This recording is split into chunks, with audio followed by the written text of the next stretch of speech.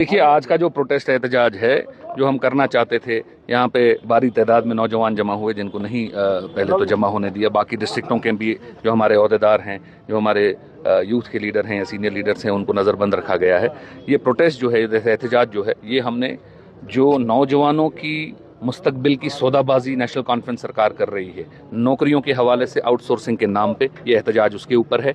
जिस तरीके से नेशनल कॉन्फ्रेंस गवर्नमेंट जो नौजवान हैं जिन्होंने दिन रात एक करके, जिनके माँ बाप ने लाखों रुपए का कर्जा लेकर उनको पढ़ाया, सख्ती से पढ़ाया, आज जब नौकरी की बात आई तो वो नेशनल कॉन्फ्रेंस अपने अहदेदारों को, अपने एमएलएज, मिनिस्टर्स के बीच में कोटा बांट के उन नौकरियों का उनकी सौदाबाजी कर रही है। तो ये एहतजाज उसके लिए है।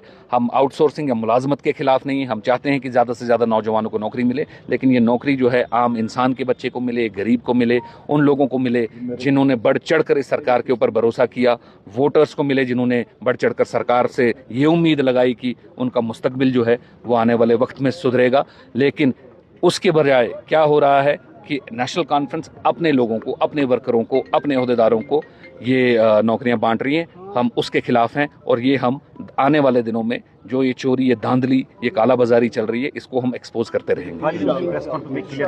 देखिए, जो प्रेस कॉन्फ्रेंस में उन्होंने क्लियर किया वो हमने उनको, उसका जवाब हमने उनको कल ही दिया एक ट्वीट के जरिए। वेटनरी के जो डॉक्टर्स हैं उनको एक साल की कॉन्ट्रैक्चुअल नौकरी पे आपने रखा, जहां पे उनको अगेंस्ट वैकेंसी लगना चाहिए था एज गेजेटेड ऑफिसर, वो 1 साल की किराए की मुलाजमत पे लगा हुआ है।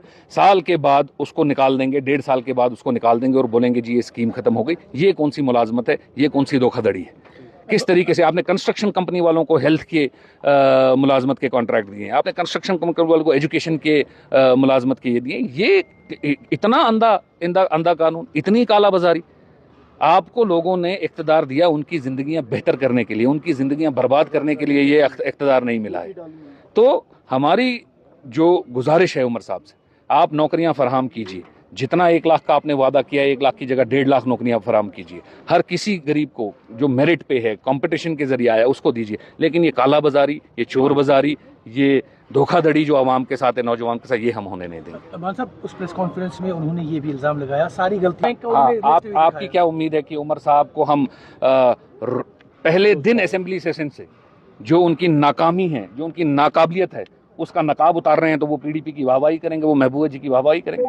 ये तो एक्सपेक्टेड है कि वो सब कुछ इल्जाम हमारे ऊपर, इल्जाम तराशी जो है वो हमारे ऊपर करेंगे। लेकिन उन्होंने J&K बैंक की बात की। आज से 10 साल पुराना केस है, 10 साल से सेंट्रल एजेंसीज उसको इन्वेस्टिगेट कर रही हैं, स्टेट की एजेंसीज उसको इन्वेस्टिगेट कर रही है, सरकार 10 साल उसके पीछे पड़ी रही। क्या एक कागज, एक गलत काम करने का कोई सबूत महबूबा जी के खिलाफ आपने 10 साल से आप मीडिया में रहते हैं, आपने कहीं 10 साल से देखा?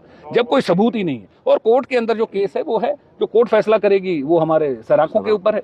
हमने वहां पे 4th क्लास एम्प्लॉय लगाए, हमने वहां पे जो मेरिट वाले लोग थे वो वहां पे उनकी वहां पे मुलाजमत लगी और एज पर रूल्स हुई। Everything is in public domain, हर वो एक चीज पब्लिक डोमेन में है। तो आप J&K बैंक के पीछे नहीं छुप सकते हैं। पब्लिक जानती है 10 साल से अगर कोई वो स्कैम होता तो 10 साल के LG के रूल के अंदर या सेंट्रल रूल के अंदर कोई भी चीज उस स्कैम की बाहर नहीं आती क्या? जैसे यहाँ तो अभी इनको 2 साल हो गए, 2 साल के अंदर हर दिन कोई नया स्कैम सामने आता है। कभी लैंड के हवाले से सामने आता है, कभी नौकरियों के हवाले से सामने आता है, कभी माइनिंग के हवाले से सामने आता है।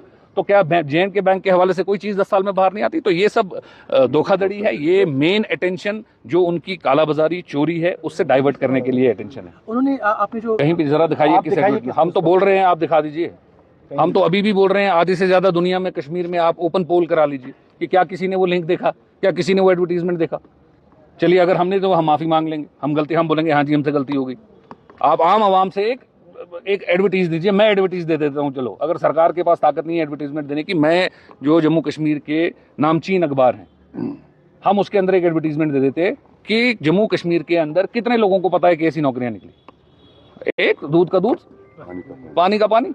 अगर लोग बोलेंगे हाँ जी हमें पता था, हम माफी मांग लेंगे। अगर नहीं पता है तो फिर सरकार बोले कि हाँ उन्होंने धोखा किया, उन्होंने काला बाजारी की, उन्होंने चोर बाजारी की।